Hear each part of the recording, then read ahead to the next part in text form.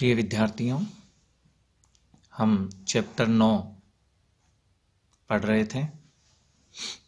विविध क्षेत्रों में पत्रकारिता। हमने विज्ञान पत्रकारिता और खेल पत्रकारिता के विषय में पढ़ा था। आगे बढ़ते हैं हम फिल्म पत्रकारिता। नाम से पता चल रहा है कि फिल्म से संबंधित पत्रकारिता, फिल्म से संबंधित समाचार इस फिल्म पत्रकारिता के अंतर्गत आते हैं। फिल्मों का इतिहास अधिक पुराना नहीं है, उसी प्रकार फिल्मी पत्रकारिता का इतिहास भी बहुत पुराना नहीं है।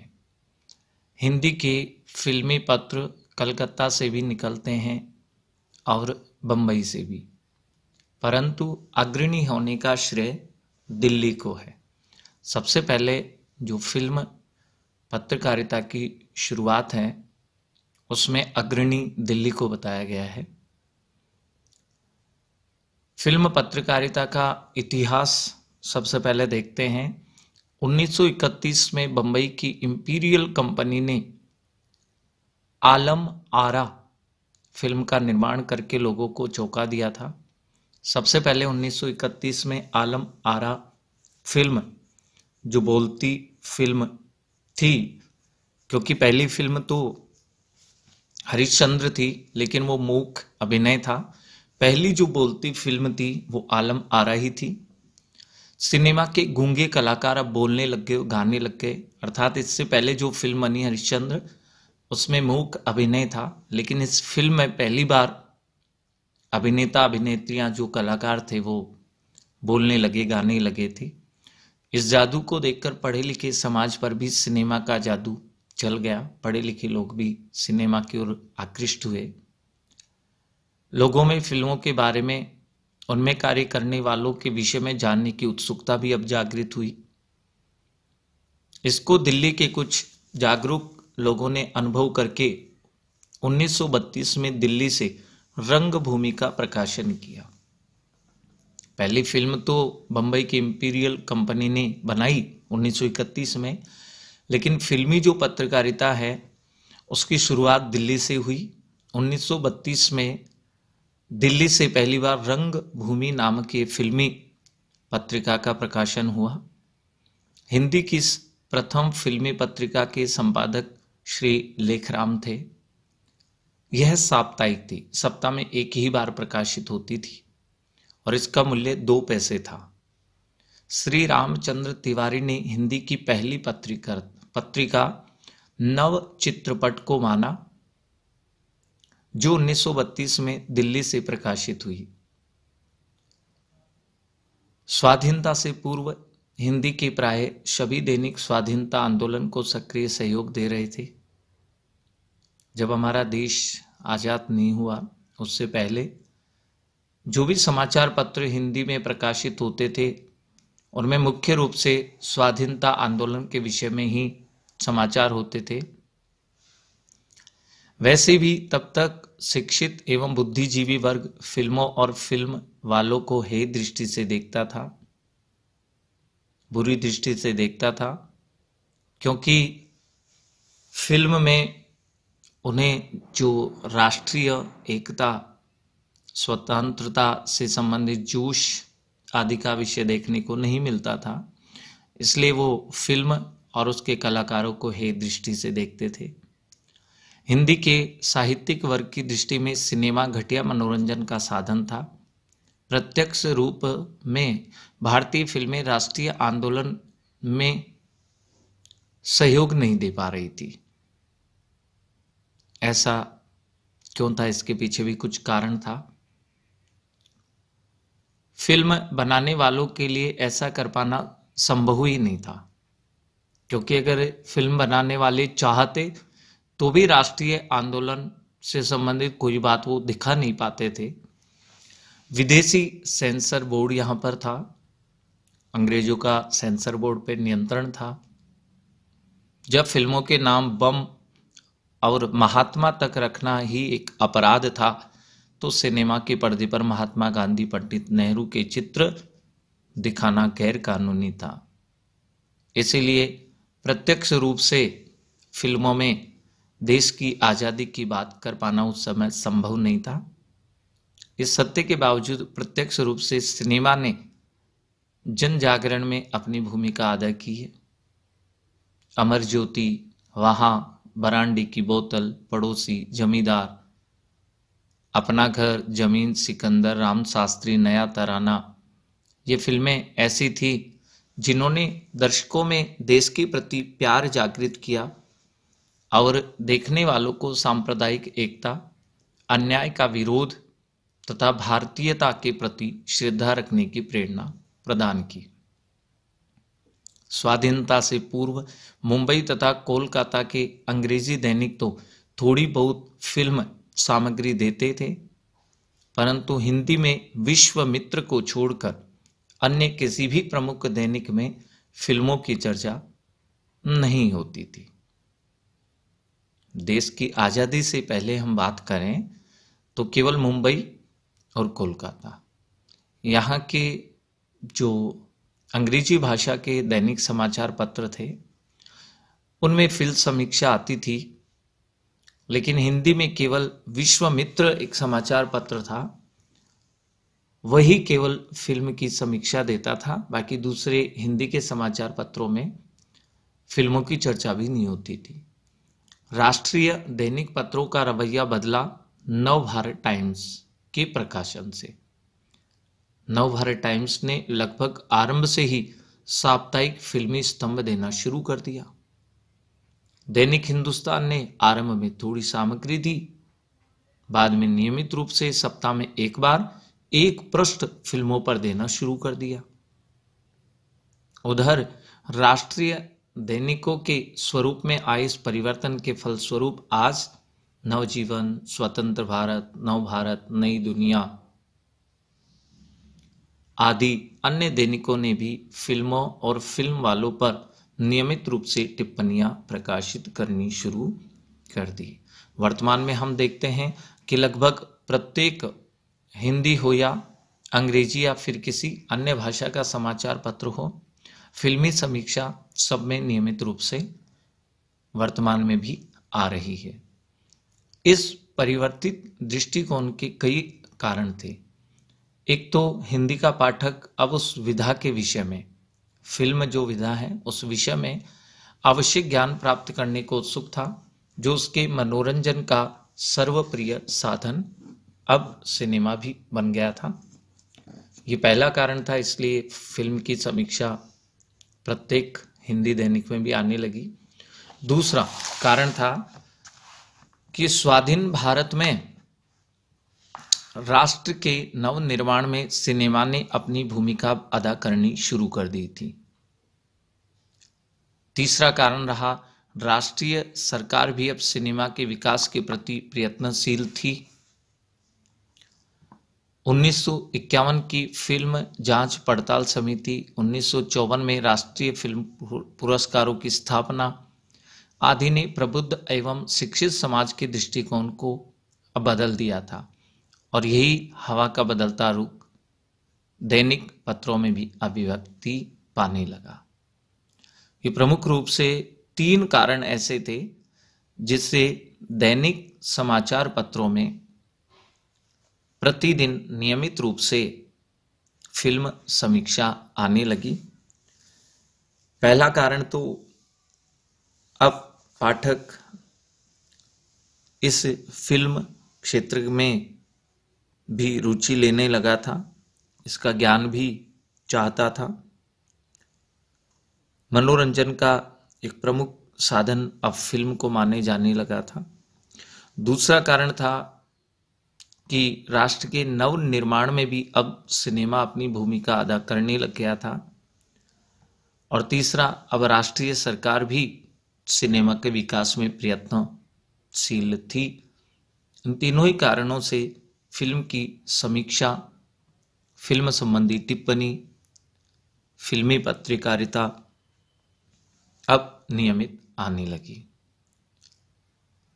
इस समय यूं तो सभी प्रमुख हिंदी दैनिक फिल्मों पर नियमित सामग्री प्रकाशित कर रहे हैं, परंतु विगत कुछ वर्षों से पंजाब के कुछ हिंदी दैनिकों ने फिल्मी सामग्री प्रकाशित करने में देश के अन्य सभी दैनिकों से बाजी मार ली है। कुछ वर्षों में हम देखें तो पंजाब के जो हिंदी दैनिक समाचार पत्र हैं वो सबसे आगे हैं, जैसे पंजाब केसरी, वीर, प्रताप तथा हिंदी मिलाप सप्ताह में एक बार नियमित रूप से फिल्म संस्करण प्रकाशित करते ही करते हैं। उस दिन उनके मुख्य पृष्ठ पर और अंतिम पृष्ठों पर फिल्म कलाकारों के रंगीन चित्र होते हैं। फिल्म पत्रकारों के इस समय देश में कई संगठन हैं। सबसे पुराना संगठन है कोलकाता का बंगाल फिल्म जर्नलिस्ट एसोसिएशन। करीब 20 वर्ष हुए बंबई के फिल्म पत्रकारों एवं समीक्षकों ने भी अब बॉम्बे फिल्म जर्नलिस्ट एसोसिएशन स्थापित कर दिया। कोलकाता के बाद बॉम्बे वालों ने बना लिया। इस संगठन ने बंगाल के संगठन के समान कलाकारों और फिल्मों को पुरस्कृत करना भी आरंभ कर दिया, परंतु कुछ ही वर्षों में इसमें पत्रकारों का एक वर्ग पृथक हो गया। इस अलग हुए वर्ग ने फिल्म क्रिटिक्स क्लब भी बना दिया, परंतु समय के साथ साथ वह संगठन निष्क्रिय हो गया। दूसरे अंतर्राष्ट्रीय फिल्म समारोह के दौरान राजधानी के फिल्मी पत्रकारों को समारोह कवर करने में जब कठिनाई हुई तो उन्होंने भी अपने को संगठित करने का निर्णय लिया, अर्थात अब हमारे देश की जो राजधानी है दिल्ली, वहां भी अब एसोसिएशन की स्थापना हुई। 1962 में दिल्ली में फिल्म क्रिटिक्स एसोसिएशन की स्थापना हो गई। तब से ये संगठन अभी तक सक्रिय है। सबसे पहले कोलकाता में, फिर बंबई में और उसके बाद में दिल्ली में फिल्मी पत्रकारों के संगठन बनने लग गए। 1973 में मुंबई के फिल्म पत्रकारों ने एक बार पुनः अपना संगठन बनाया। अब की बार इसका नाम रखा गया फिल्म जर्नलिस्ट सोसाइटी। नाम बदल दिया गया। यह संस्था काफी कुछ कार्य कर रही थी। लखनऊ, कोलकाता, मुंबई, दिल्ली, हैदराबाद आदि में जितने भी पत्रकार संगठन हैं उनमें सभी भाषाओं के फिल्म पत्रकारों और समीक्षकों को सदस्यता प्रदान की गई। भाषा के आधार पर न तो अंग्रेजी के फिल्मी पत्रकारों का कोई संगठन है और न ही हिंदी के फिल्म पत्रकारों का, बल्कि सभी पत्रकारों ने, सभी भाषाओं के पत्रकारों ने मिलकर के ये संगठन बनाया है। एक जागरूक फिल्म पत्रकार को अब बात शुरू होती है फिल्म पत्रकारिता के इतिहास के बाद कि एक फिल्मी पत्रकार में कौन कौन से गुण होने चाहिए, कौन कौन सी विशेषताएं उसके अंदर होनी चाहिए। एक जागरूक फिल्म पत्रकार को फिल्म इतिहास के साथ साथ साहित्य, कला, संगीत, चित्रकारी, जनजीवन, नाटक आदि का भी अच्छा ज्ञान होना चाहिए। बिना इस पृष्ठभूमि के वह न तो सही मूल्यांकन कर पाएगा और न अपने पाठकों को उचित दिशा निर्देश दे सकेगा। फिल्म का निर्माण कैसे होता है, इसका भी ज्ञान एक फिल्म पत्रकार को होना अनिवार्य है। उसे कथा और पटकथा का अंतर भी पता होना चाहिए। उसे ज्ञात होना चाहिए इंडोर और आउटडोर शूटिंग में कितना फर्क होता है, क्लोजअप और लॉन्ग शॉट किसे कहते हैं, बैंक प्रोजेक्शन तथा सुपर इम्पोजिशन की क्या उपयोगिता है, भारतीय भाषाओं में बन रही फिल्मों की तथा फिल्म बनाने वालों की आर्थिक स्थिति, कलात्मक रुझान, पृष्ठभूमि आदि की आवश्यक जानकारी होनी चाहिए। इतना कुछ ज्ञात होने पर ही अच्छे फिल्म समीक्षक होने की अपेक्षा की जा सकती है। ये सारी जानकारियां एक फिल्म पत्रकारिता में संलग्न पत्रकार के पास होनी चाहिए, तभी वह ठीक प्रकार से फिल्मी पत्रकारिता कर पाएगा। विभिन्न देशों की फिल्मी पत्रिकाओं से भारत की प्रमुख सिने पत्रिकाओं की हम तुलना करें तो हम गर्व के साथ कह सकते हैं कि संस्था की ही दृष्टि से नहीं, आकार, कलेवर, साज सज्जा के आधार पर भारत की प्रमुख फिल्मी पत्रिकाओं को विश्व के श्रेष्ठतम फिल्मी पात्रों के समकक्ष रखा जा सकता है। अर्थात हमारी जो फिल्मी पत्रिकाएं हैं भारत की, वे प्रत्येक दृष्टि से विश्व में श्रेष्ठतम है। अंग्रेजी फिल्म पत्रों जैसे film fair, star and style, star dust, film world तथा सिने ब्लिट्स की अमेरिका, रूस, फ्रांस, ब्रिटेन या किसी भी अन्य देश की प्रमुख फिल्म पत्रिकाओं से हम तुलना कर सकते हैं। इस प्रकार से हम कह सकते हैं कि हमारी जो फिल्मी पत्रिकाएं हैं वो विश्व में श्रेष्ठतम हैं। इसके बाद शुरू करते हैं वाणिज्यिक पत्रकारिता। वाणिज्यिक पत्रकारिता का इतिहास औद्योगिकीकरण के साथ ही जुड़ा हुआ है। जैसे ही औद्योगिकीकरण शुरू हुआ, वाणिज्यिक पत्रकारिता भी शुरू हुई। नाम से पता चल रहा है ये व्यापार, व्यवसाय, बाजार की क्रियाएं, लेन देन, आयात निर्यात आदि से संबंधित पत्रकारिता होगी। पश्चिमी देशों में औद्योगिक क्रांति के बाद समाचार पत्रों में उद्योग, वाणिज्य और व्यवसाय से जुड़े समाचारों को प्रमुखता दी जाने लगी। भारत में आर्थिक पत्रकारिता का आरंभ ब्रिटिश मैनेजिंग एजेंसियों की प्रेरणा से हुआ। देश में पहली आर्थिक संदर्भों की पत्रिका कैपिटल, ये हम विशेष ध्यान रखें, विद्यार्थी से नोट भी कर लें कि हमारे देश में जो वाणिज्यिक पत्रकारिता की शुरुआत हुई है उसके लिए जो पहली आर्थिक संदर्भ की पत्रिका है उसका नाम है कैपिटल, जो 1886 में कोलकाता से प्रकाशित हुई, निकली। इसके बाद लगभग 50 वर्षों के अंतराल में मुंबई तेजी से आर्थिक गतिविधियों का केंद्र बना। इस दौर में मुंबई से निकले कोर्स, ये साप्ताहिक पत्रिका थी।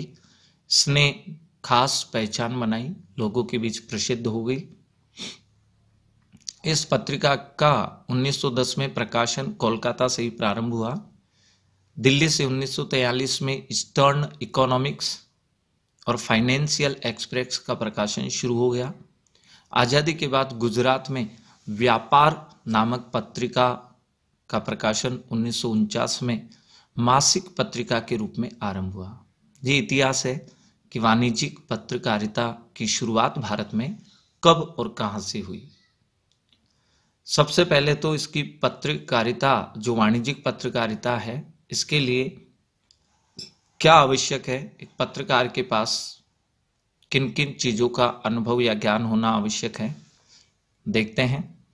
वाणिज्यिक पत्रकारिता के लिए सर्वप्रथम अर्थशास्त्र का ज्ञान होना चाहिए। जो भी इस पत्रकारिता में जुड़े हुए पत्रकार हैं उन्हें अर्थशास्त्र, इकोनॉमिक्स की जानकारी होनी चाहिए। किसी भी उत्पाद की आवक, खरीद, बिक्री, आयात निर्यात, पैदावार आदि का सामान्य ज्ञान होना आवश्यक है। पेट्रोल की कीमतों में कमी या बढ़ोतरी के पीछे क्या कारण है, वैश्विक बाजार में इसकी कीमतों में कमी या बढ़ोतरी का मूल्यांकन कैसे करें, ये भी पत्रकार को पता होना चाहिए। विदेशी मुद्रा की दरों का भी ज्ञान होना चाहिए। कृषि उत्पादों, खाद्यान्नों आदि के पैदावार में कमी या बढ़ोतरी से उनकी कीमतों पर क्या प्रभाव पड़ सकता है, उसका भी मूल्यांकन करना आना चाहिए। बाजार में मांग कितनी है और मांग के आधार पर कीमत का निर्धारण कैसे होता है, ये भी सामान्य जानकारी होनी चाहिए। अर्थशास्त्र में एक सामान्य नियम है कि मांग और पूर्ति, इससे कीमतों में क्या परिवर्तन होता है। जैसे मांग जब अधिक होती है और उस वस्तु की पूर्ति कम रह जाती है तो उस समय कीमतें बढ़ जाती हैं, क्योंकि लोगों की मांग अधिक है, उतनी वस्तु बाजार में है नहीं। तो जब वस्तु कम हो, मांग ज़्यादा हो, चाहने वाले अधिक हो, तो कीमतें बढ़ जाती है। और जो पूर्ति बहुत ज़्यादा होती है और मांग कम होती है तो उस समय कीमतें घट जाती है। ये इकोनॉमिक्स में एक सामान्य नियम है। ऐसे सामान्य नियमों की जानकारी भी उस पत्रकार को होनी आवश्यक है। बाजार किसी भी उत्पाद की कीमत बढ़ाने या घटाने में दलालों की बहुत महत्वपूर्ण भूमिका होती है। दलाल वे होते हैं जो विक्रेता और क्रेता के बीच एक माध्यम का कार्य करते हैं और एक निश्चित राशि भी दलाली के रूप में उन्हें प्राप्त होती है, मिलती है। तो दलालों की भूमिका की जानकारी भी होनी चाहिए। समाचार पत्रों के वाणिज्यिक पृष्ठों को हम देखें तो उसमें कई चीज़ें हमें नज़र आती हैं, जैसे अनाज मंडी, तेल तिलहन, गुड़, खांडसारी, सराफा, शेयर मार्केट, शेयर बाजार, रुई बाजार, धातु, पटसन, चाय, किराना बाजार, इनके अलावा कंपनी समाचार, आर्थिक समीक्षा आदि उस वाणिज्यिक पृष्ठ पर हमें दिखाई देते हैं। इन सभी स्थायी स्तंभों के अलावा आयात निर्यात, वित्तीय नीतियां, विभिन्न कंपनियों की वार्षिक प्रगति का विश्लेषण, ये भी उस वाणिज्यिक पृष्ठ पर हमें प्रतिदिन देखने को मिलता है। इस पूरे बाजार को समझने के उपरांत ही वाणिज्यिक पत्रकारिता में महारत प्राप्त की जा सकती है। ये सारी जानकारियाँ, ये संपूर्ण प्रकार का ज्ञान एक वाणिज्यिक पत्रकारिता करने वाले पत्रकार को होना आवश्यक है। वर्तमान में वाणिज्यिक पत्रकारों की काफ़ी मांग है तथा इस क्षेत्र में कार्य करने वालों के लिए भविष्य में प्रबल संभावनाएं भी बनती हैं। इसके बाद अपराध समाचारों संबंधी पत्रकारिता। अपराध समाचारों की चर्चा करने से पूर्व यह जान लेना आवश्यक है कि अपराध कहते किसे हैं। कानून का उल्लंघन करना या कानून के विरुद्ध कार्य करना, ये अपराध की श्रेणी में आता है। सामान्य भाव से हम कह सकते हैं कि सरकार ने कोई कानून बनाया है, उस कानून का हम पालन नहीं करें बल्कि उस कानून का उल्लंघन कर दें या कानून के विरुद्ध जाकर के कोई कार्य करे तो वह अपराध की श्रेणी में होता है, वह अपराध कहलाता है। समाचार पत्रों में आज अपराध समाचारों की भरमार हमें देखने को मिलती है। वर्तमान में प्रतिदिन अनेक घटनाएं ऐसी होती है और अब समाचार पत्रों में पढ़ते भी हैं जो अपराध की श्रेणी में आती है। अपराध समाचारों की रिपोर्टिंग या उनका संपादन बहुत ही मुश्किल कार्य है। बिना किसी प्रमाण के समाचार का प्रकाशन रिपोर्टर के लिए कठिनाई पैदा कर सकता है। जब तक किसी के विरुद्ध प्रमाण नहीं होता तब तक उसे अपराधी हम मान करके और उसके संबंध में समाचार प्रकाशित नहीं कर सकते हैं। जब तक किसी पर अपराध सिद्ध नहीं हो जाए तब तक अपराधी लिख देना स्वयं अपराध की श्रेणी में आता है, अर्थात उसे अपराधी जब तक सिद्ध नहीं किया जाए तब तक उसे अपराधी नहीं मान सकते हैं।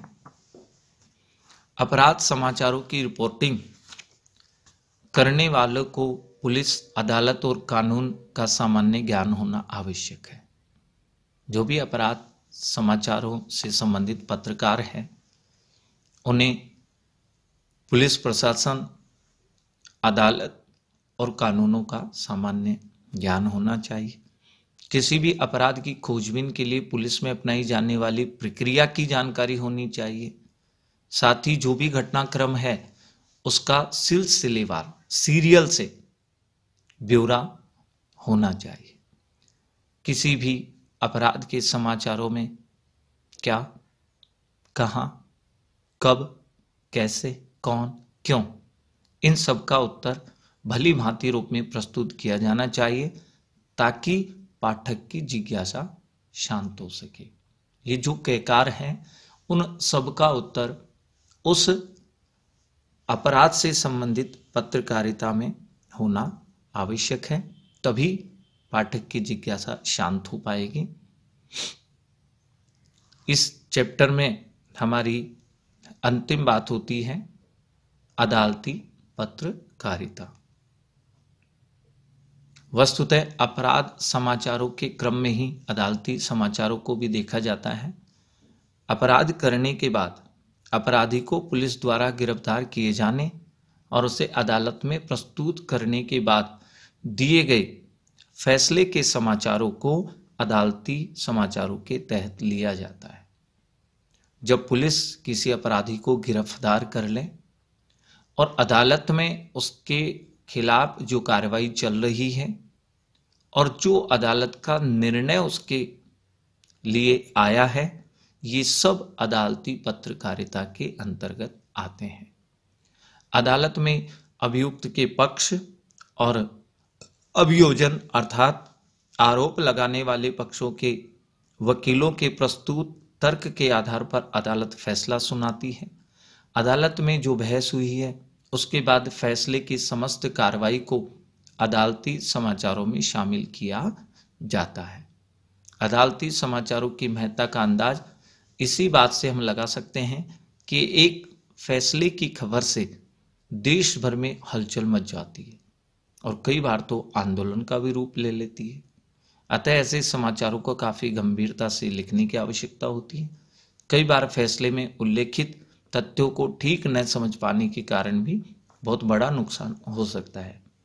इसीलिए बहुत सावधानी पत्रकार को रखनी पड़ती है और पूरी प्रक्रिया की जानकारी भी एक अदालती पत्रकार के पास होनी आवश्यक होती है।